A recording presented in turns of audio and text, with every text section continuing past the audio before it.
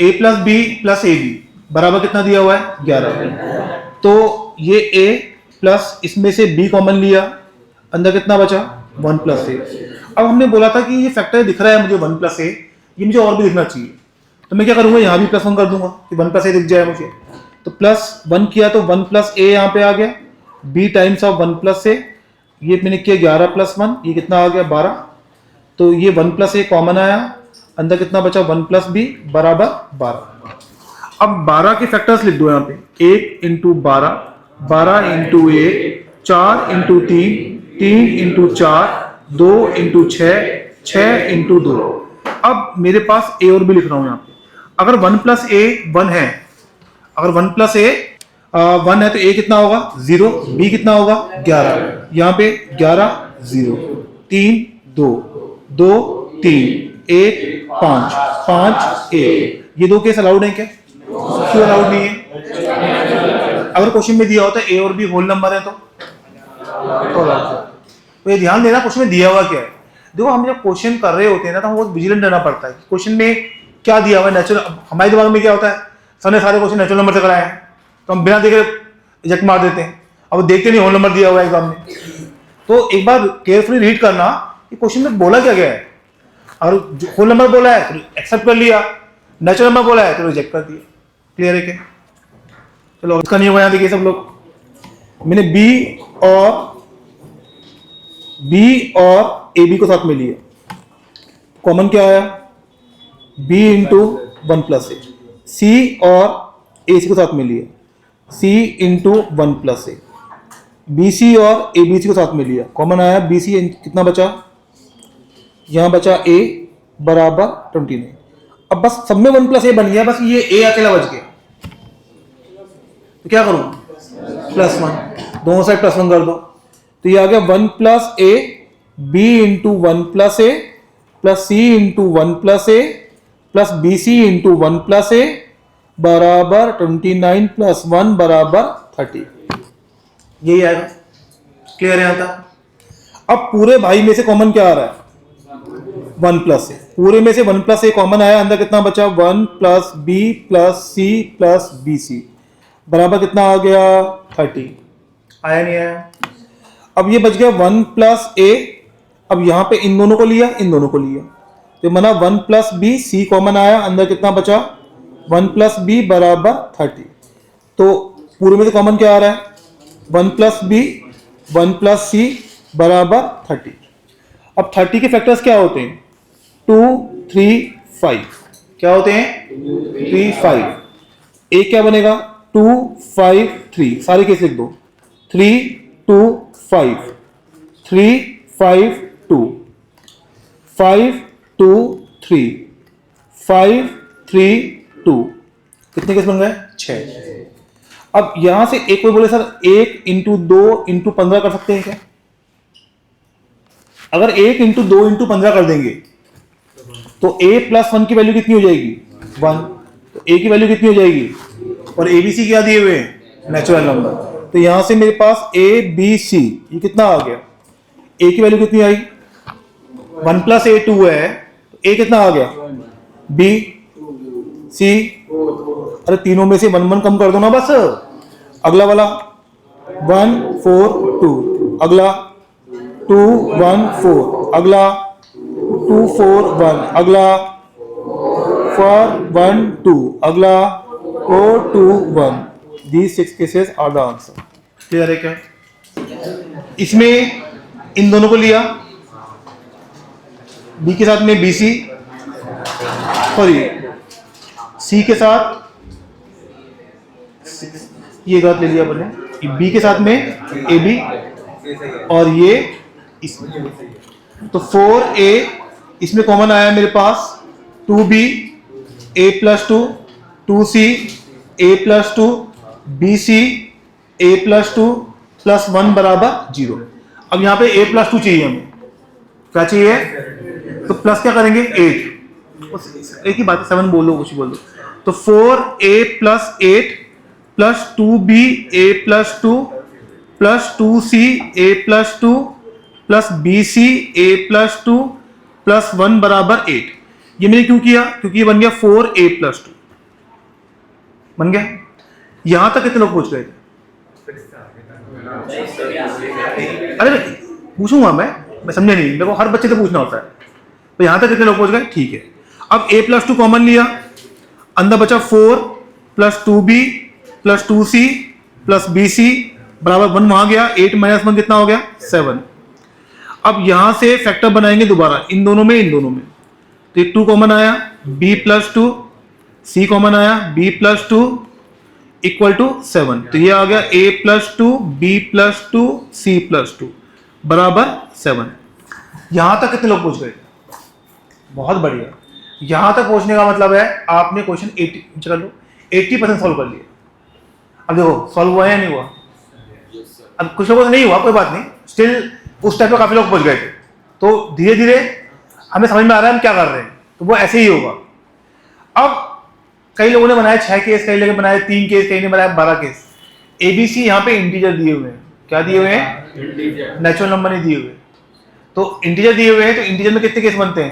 12। ये मैंने आपको लिखाया हुआ है, याद करो। x y z बराबर p, ये इंटीजर में कितने केस बनते थे? 12 केस लिखाए हुए हैं मैंने आपको। तो कितने केस बनेंगे? 12। सॉल्व कर लेंगे इसके बाद। तो नोट करिए, ऐसे मतलब और अच्छा क्वेश्चन दूंगा तुम लोगों को। उस टाइम मैं बाहर नहीं जाऊंगा, गलती से कुछ काम धाम चला गया, मुझे ध्यान नहीं रहा, चेक करना है।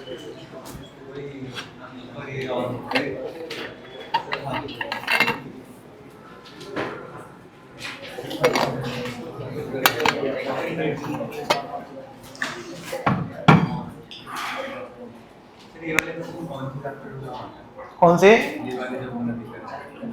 तुम्हें बुक में नहीं मिलेंगे ऐसे, ये सब मिक्स्ड है। तब हमने खुद ने सिलेक्ट किया, खुद के सिलेक्शन होते हैं क्वेश्चंस के।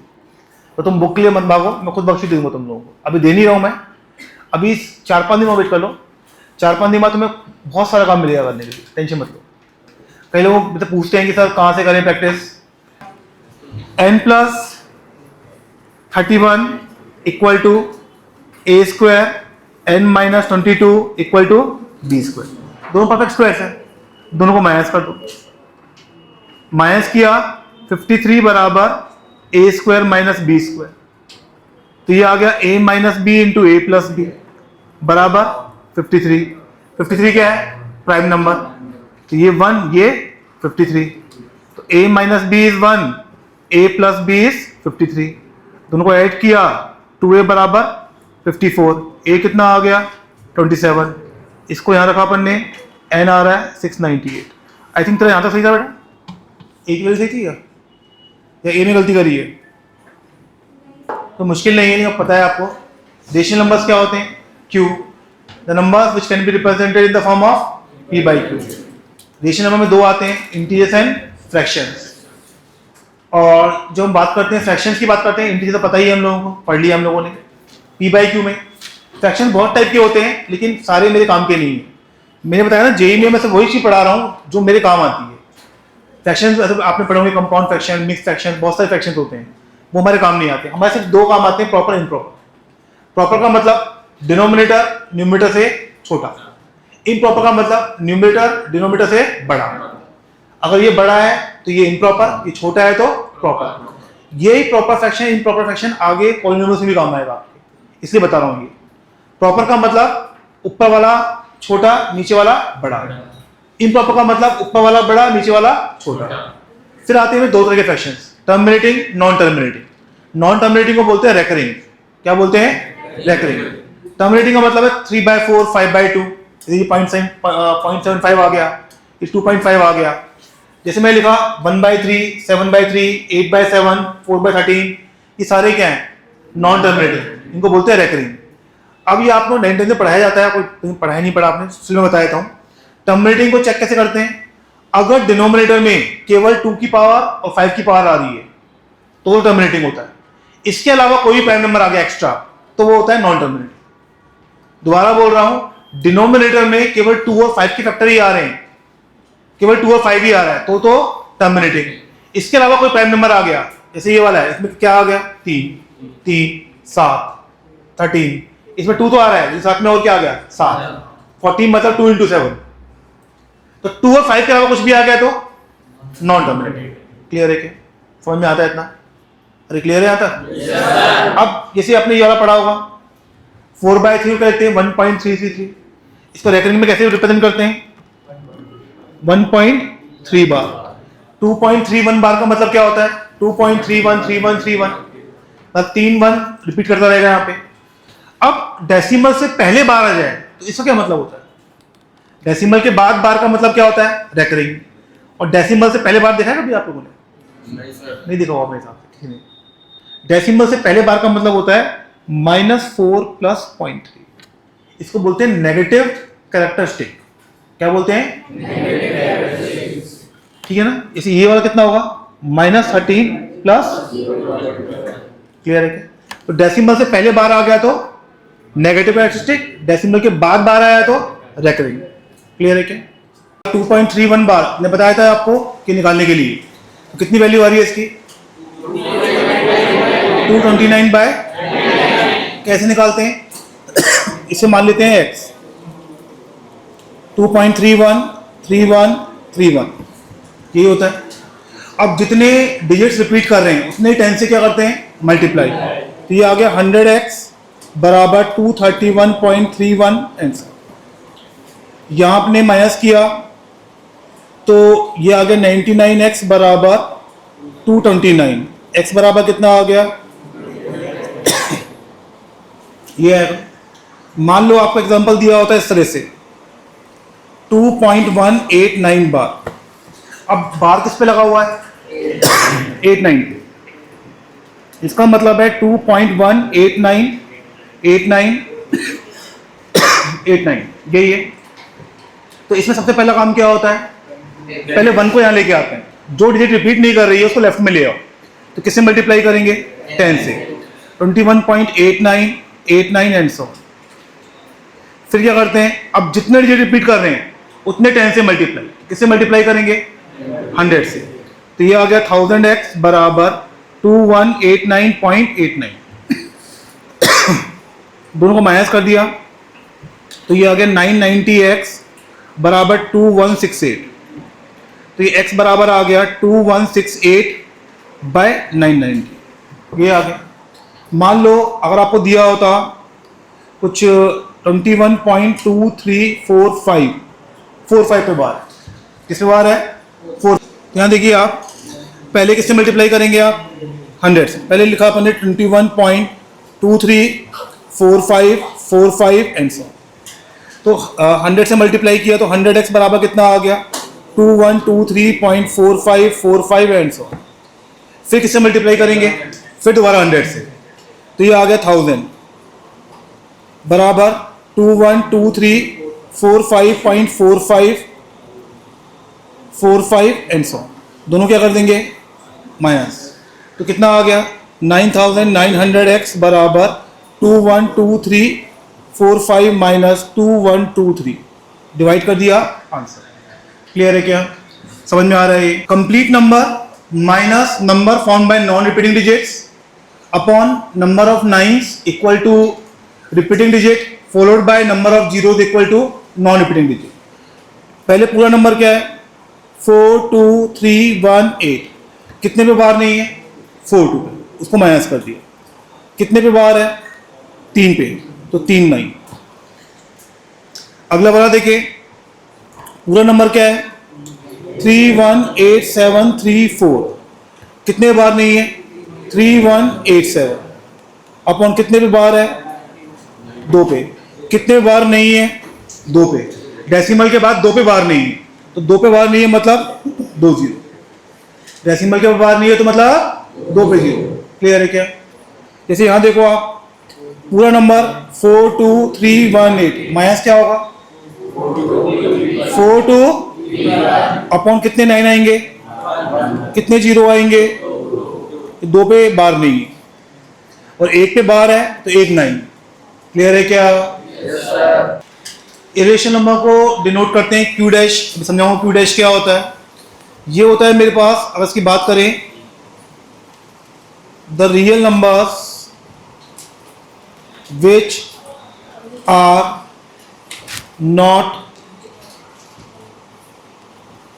नॉट रेशनल और numbers which cannot be expressed in form of E by Q। अब तो लिखा है ना मैंने Q डैश, इसका मतलब है Q डैश का मतलब होता है एक्सेप्ट रेशनल। Q का मतलब क्या होता है? रेशनल। जब ये लिखते हैं ना A डैश या A पावर C, इसका मतलब होता है एक्सेप्ट A। एक्सेप्ट A, इसको बोलते हैं कॉम्प्लीमेंट। क्या बोलते हैं? कॉम्प्लीमेंट बोलते हैं। कॉम्प्लीमेंट का मतलब सेट A के अलावा, सेट A के अलावा। तो मैं Q डैश बोल रहा हूं, इसका मतलब Q के अलावा, मतलब रेशनल के अलावा। रियल नंबर में दो ही नंबर होते हैं, या तो रेशनल होता है या, अगर वो Q डैश मैं बोल रहा हूं वो रेशनल नहीं है तो वो क्या होगा? इरेशनल। कितना होगा? इरेशनल। क्लियर है क्या? तो जैसे हम बात करें √2, √3, √5, ये सारे क्या होते हैं? इरेशनल। आपको पता है पाई इरेशनल होता है? पाई की वैल्यू कहां से कहां होती है? 3.14 से लेके 22/7। क्या पाई की वैल्यू 22/7 होती है?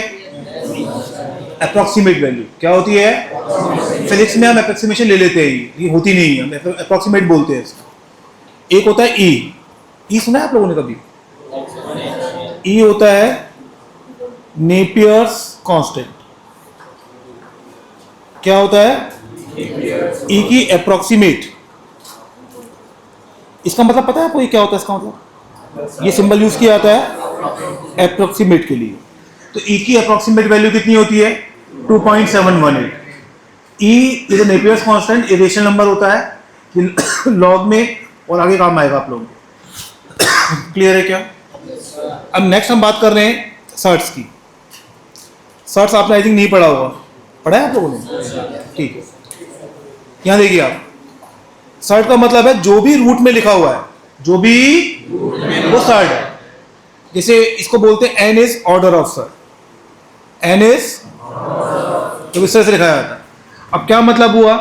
जैसे मैंने लिख दिया √2 सर्ट है, अगर मैं लिख दूं क्यूब रूट ऑफ 5 सर्ट है, 2 + √3 सर्ट है, √2 + √3 सर्ट है, क्यूब रूट ऑफ 8 सर्ट होगा? क्यों हो जाएगा ये? रूट से बाहर आ गया। तो अगर रूट से बाहर आ गया तो सर्ट नहीं है, अगर रूट दिख रहा है तो अब मतलब ये हमेशा सर्ट नहीं होगा, मतलब ये हमेशा रूट में दिखने वाला सर्ट नहीं होगा, तो रूट से बाहर नहीं आना चाहिए ना। अब रूट से बाहर कब आ जाएगा ये समझना ध्यान से। अगर x की वैल्यू p की पावर n हो गई और p रेशनल नंबर है तो ये बाहर आ जाएगा, तो ये नहीं होना चाहिए। तो इससे क्या होगा? जब ये लिखा हुआ है x की पावर ये nth रूट, इसका मतलब क्या होता है? x की पावर 1/n, और x में ले लिया मैंने p की पावर n, तो ये n कट गया, बचा कितना? और p क्या है? रेशनल। तो ये तो रेशनल हो गया ना, समझ में आया क्या? तो x की वैल्यू p की पावर n नहीं होनी चाहिए। x की वैल्यू p की पावर n क्यों नहीं होनी चाहिए? वो रूट से बाहर आ रहा है। क्लियर है क्या? ठीक है। लेकिन यहाँ पे क्या होता है, एक और काम की चीज है मेरे पास। काम की चीज क्या है? आपको ये तो पता होगा कि जब इसको इस तरह से लिखते हैं, ये वैल्यू x की पावर 1/n ही होती है। अरे होती है नहीं होती है? लेकिन पता है आपको बहुत बड़ा डिफरेंस होता है यहाँ पे, इन दोनों का दिन रात का अंतर है। इन दोनों में अंतर क्या है? जब ये पहला वाला लिखते हैं तो यहाँ पे n होता है natural number greater than equal to 2, यहाँ पे n होता है रियल नंबर एक्सेप्ट 0। तो इनकी डेफिनेशन अलग अलग होती है। इनकी डेफिनेशन दिखने में सेम है, होते सेम है, लेकिन n की वैल्यू अलग होती है यहाँ। तो फॉर एग्जाम्पल अगर मैं लिख दूं x√2 या 2 ले दिया, यहाँ पे x लिख दिया, या मैं लिख दूं 2 की पावर 1/x, तो आप क्या बोलेंगे? अब यहाँ पे x क्या है और x क्या होगा? 2 है 2 से बड़ा। यहाँ पे x क्या होगा? Real number except 0। आप मुझे बताओ कभी ऐसा आपने देखा है कि यहाँ पे 1/3 लिखा हो, 1/5 लिखा हो, -2 लिखा हो, कभी रूट में लिखा हो? हमेशा क्या लिखा होता है? नेचुरल नंबर लिखा होता है। और कुछ नहीं लिखा होता मतलब क्या होता है? 2। कुछ नहीं लिखा तो समझ में आया क्या ये? तो ये डेफिनेशन आपने देखी तो है, लेकिन आपको पता नहीं होती कि आपने देखा तो यही होता है हमेशा। तो ये इसकी डेफिनेशन होती है। क्या होती है इसकी डेफिनेशन? तो हम ये बोल सकते हैं every third is irrational number, every third is irrational number, but vice versa is not true. vice versa true क्यों नहीं है? हर irrational number थर्ड नहीं होता। जैसे कौन सा? पाई रूट की फॉर्म में है क्या, लेकिन वो क्या है? irrational। क्लियर है क्या? अरे समझ में आ रहा है? yes, sir। चलो एक क्वेश्चन पूछता हूँ आप लोगों से ना, देखते हैं कितना लोगों को आता है। अंडर रूट ऑफ 4 की वैल्यू कितनी होती है? 2 या प्लस माइनस 2? क्या होती है? केवल क्या होती है? 2।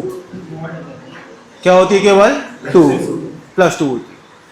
अब बहुत अच्छा कंसेप्ट है, अंडर रूट के अंदर भी पॉजिटिव आता है और अंडर रूट की वैल्यू भी हमेशा पॉजिटिव होती है। अंडर रूट की वैल्यू भी हमेशा, अंडर रूट की वैल्यू कभी नेगेटिव नहीं होती। अंडर रूट की वैल्यू कभी नेगेटिव। अब एक क्वेश्चन और देता हूं, देखो। अब मैं पूछूं आपसे स्क्वायर रूट ऑफ 4, तो आंसर होता है प्लस माइनस 2। क्या होता है? बस अभी तो मना किया है आप, अभी लिख रहे हो वहां पे। अब इसमें बहुत डिफरेंस है, ये 10 तक आप लोगों को पता ही नहीं होता कि ये गलत डेफिनेशन पढ़ा दी जाती है। स्क्वायर रूट का मतलब क्या होता है? Which number should be multiplied by itself to get the number? अगर 2 को 2 से मल्टीप्लाई करेंगे तो, -2 को -2 से मल्टीप्लाई करेंगे तो, लेकिन जब ये रेडिकल साइन यूज किया जाता है, क्या यूज किया जाता है? Radical sign. तो इसके अंदर भी पॉजिटिव आता है, इसकी वैल्यू भी पॉजिटिव होती है, इसकी वैल्यू भी। अंडर रूट की वैल्यू कभी नेगेटिव नहीं होती, अंडर रूट के अंदर कभी नेगेटिव नहीं आता। क्लियर है क्या? लेकिन अगर मुझे ऐसा दिया हुआ x² बराबर 4, तो मैं क्या लिखूंगा? x बराबर प्लस माइनस रूट 4, मतलब प्लस माइनस 2। अब बोले सर अब तो आपने प्लस माइनस लगा दिया रूट के आगे, ये प्लस माइनस रूट की वजह से आया है या स्क्वायर की वजह से आया है? स्क्वायर की वजह से। तो कंफ्यूजन ये होता है आप लोगों को, आपको लगता है प्लस माइनस रूट की वजह से आ गया, ये प्लस माइनस किसकी वजह से आया है? स्क्वायर की वजह से। अंडर रूट 4 तो 2 ही है अभी भी, अंडर रूट 4 तो 2 ही है, वो प्लस माइनस नहीं है, वो 2 है। ये प्लस माइनस किसका है? स्क्वायर का। क्लियर है क्या? समझ में आ रहा है यहाँ पे? किसी को डाउट कोई? Next is real numbers. Real number किससे डिपेंड करते हैं? आर या ये किसकी वैल्यू क्या होती है? माइनस इनफाइनाइट से इनफाइनाइट। तो हम जो बात करें यहाँ पे, ये हमारी नंबर लाइन होती है जो कहाँ से कहाँ जाती है। नंबर लाइन बनाने का तरीका, दोनों साइड से एरो मतलब ओपन है, और कहाँ से पास करती है? 0 से। दिस इज और नंबर लाइन, ये हमारे वो आ गया। इसमें कंसेप्ट की बात करें हम लोग यहाँ पे, if A belongs to rational and B belongs to rational, A और B दोनों रेशनल हैं, A और B, तो A plus minus B, B क्या होगा? Rational. A plus minus B भी क्या होगा? A इंटू B, ये भी क्या होगा? A बाई B भी क्या होगा? बस B क्या नहीं होना चाहिए? 0। नेक्स्ट हम बात करें, अगर A रेशनल है एंड B इरेशनल है, A रेशनल है और B इरेशनल है, तो A प्लस माइनस B क्या होता है? इरेशनल। A इंटू B क्या होता है? A 0 B root 3, A into B कितना आ रहा है? क्या आ गया? रेशनल। आप तो क्या बोल रहे हो? इरेशनल।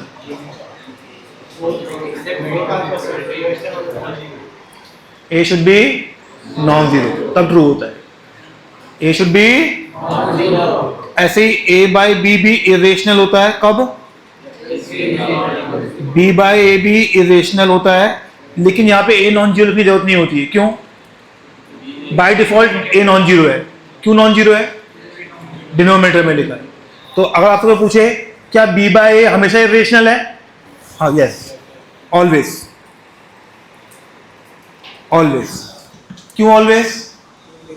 क्योंकि A 0 लेना अलाउड ही नहीं है। ऊपर तो A0 लेना अलाउड हो सकता है, यहाँ तो A0 ले ही सकते ना। तो अगर आपको पूछे क्या A बाई बी हमेशा इरेशनल होता है? नहीं। क्या B बाई हमेशा इरेशनल होता है? यस। क्लियर है क्या? अगला, अगर मैं बोलूं if A is irrational and B is irrational, A भी इरेशनल है और B भी इरेशनल, तो हम बोलते हैं then A plus minus B, A into B may और मे नॉट बी रेशनल। वो एग्जाम्पल टू एग्जाम्पल वेरी करेगा। जैसे मैं एग्जाम्पल ले लूँ यहाँ पे A root two B minus root two, ये एग्जाम्पल ले लूँ A root two B root three, तो यहाँ पे A प्लस बी कितना आ रहा है? 0। A माइनस बी कितना आ रहा है? 2 root two. A into B कितना आ रहा है? -2। तो दो केस में रेशनल, एक केस में इरेशनल। यहाँ पे A प्लस बी कितना आ रहा है? इरेशनल। A इंटू बी भी क्या आ रहा है? इरेशनल। तो एग्जाम्पल टू एग्जाम्पल वेरी करेगा, हम कुछ भी श्योर नहीं बोल सकते। क्लियर है क्या? समझ में आया क्या? चलो एक और पूछता हूँ आपसे, बताओ मुझे रूट टू और रूट थ्री, रूट टू या पहले काम करें, एग्जाम्पल चेंज करते हैं, 2 और 3 का एलसीएम कितना होता है? 2 और 3 का एलसीएम कितना होता है? रूट टू और रूट थ्री का कितना होता है? रूट 6। अब सुनना है यहाँ पे ध्यान से, इफ एलसीएम और HCF of A and B is defined, इसका एलसीएम डिफाइंड ही नहीं होता, is defined, then A by B should be rational. उनका रेशियो रेशनल आना चाहिए। अगर मेरे पास A रेशनल है और A नॉन जीरो है और B इरेशनल है, then LCM is not defined, LCM is not defined. अब मैं इसका एग्जांपल लूँ यहाँ पे 2 और रूट 3 या रूट 2 रूट 3 या रूट 2 एंड 2 रूट 2, इस वाले केस में एलसीएम डिफाइन नहीं होगा, क्योंकि उनका रेशियो कितना आ रहा है? 2 बाई रूट 3। कितना आ रहा है? रेशनल इरेशनल इरेशनल, इन दोनों का रेशियो कितना आएगा?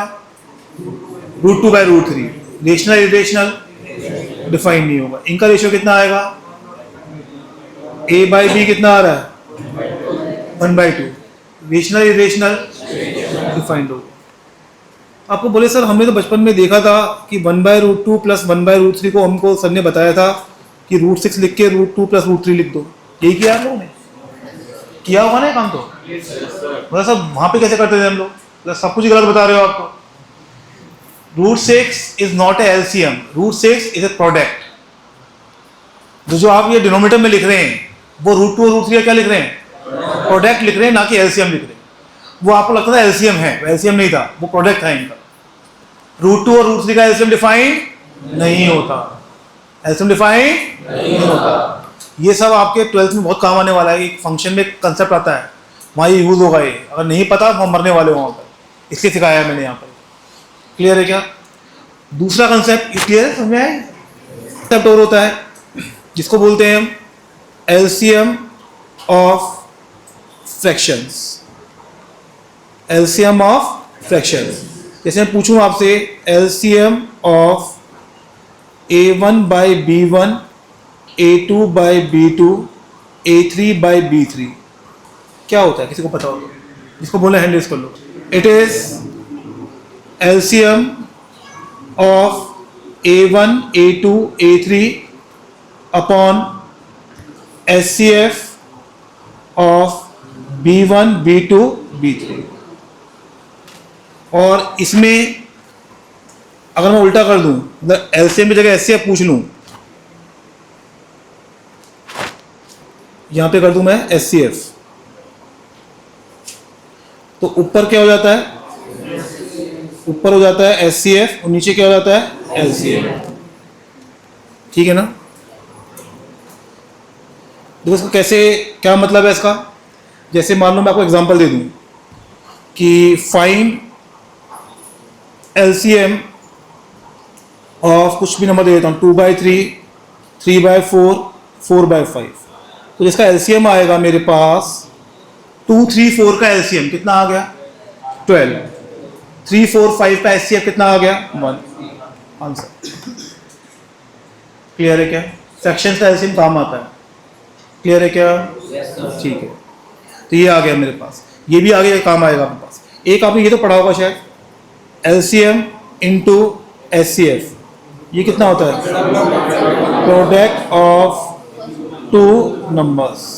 ये तो पढ़ा होगा ना यार, ये भी नहीं पढ़ा? कुछ तो पढ़ के आए हो तुम। जैसे यहाँ पे देखिए अपन दो इक्वेशन बराबर की हुई है, a plus root two B बराबर p plus root two Q, and find relation between a b p q where a b p q are rational numbers. इसमें क्या होता है, रेशनल को रेशनल के बराबर करते हैं, रेशनल को और इरेशनल को इरेशनल के, ऑफ सेम टाइप, ऑफ समझना मतलब क्या होता है। एक इसके बराबर होगा, रूट टू का कोएफिशिएंट यहाँ पे कितना है b, यहाँ पे कितना है q, बराबर, ये आंसर बस सॉल्व हो गया।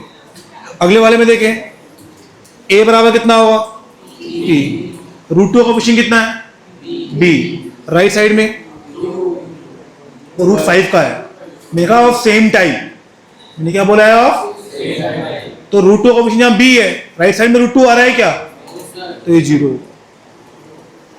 ये कितना होगा, राइट साइड में रूट 5 का कोएफिशिएंट कितना है,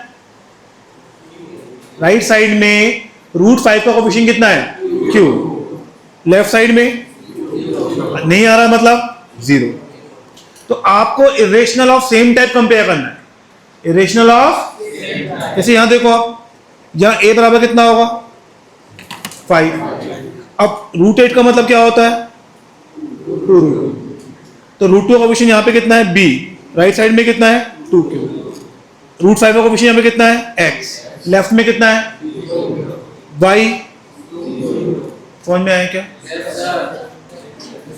यहां लिखा मैंने a प्लस रूट 5, जो राइट साइड में लिखा है उसको रेशनलाइज कर दो, तो ये लिखा हुआ है 4 प्लस 3 रूट 5 अपॉन में 4 माइनस 3 रूट 5। रेशनलाइज कैसे करते हैं, 4 plus 3 root 5 by 4 plus 3 root 5, ये आ रहा है। तो ये आ गया a plus B root 5 equal to 4 plus 3 root 5 का स्क्वायर, नीचे आ गया 16 माइनस 45, तो ऊपर कितना आ गया 16 plus 45 plus 24 root 5 by minus 29, तो ये आ गया 61 प्लस 24 रूट 5 बाय माइनस 29। इसको अलग अलग किया तो minus 61 by 29 minus 24 by 29 root 5, ये आ गया a plus B root 5। Compare करा तो a बराबर कितना आ गया और b बराबर कितना आ गया, समझ में आया क्या? अरे क्लियर है क्या?